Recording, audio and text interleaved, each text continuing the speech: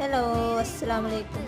അപ്പോൾ നമ്മൾക്ക് ഒരു കൊറിയർ റിട്ടേൺ വന്നിട്ടുണ്ട്. അതായത് ആന്ധ്രാപ്രദേശിലേക്ക് അയച്ചതായിരുന്നു ഞാൻ ഈ ഒരു കൊറിയർ. അപ്പോൾ അവരുടെ അവിടേക്ക് പോകാനുള്ളൊരു സംവിധാനം ഉണ്ടായിരുന്നില്ല. കാരണം ഉള്ളേരിയയിലായതുകൊണ്ട് സാധനം നമുക്ക് റിട്ടേൺ വന്നിട്ടുണ്ട്.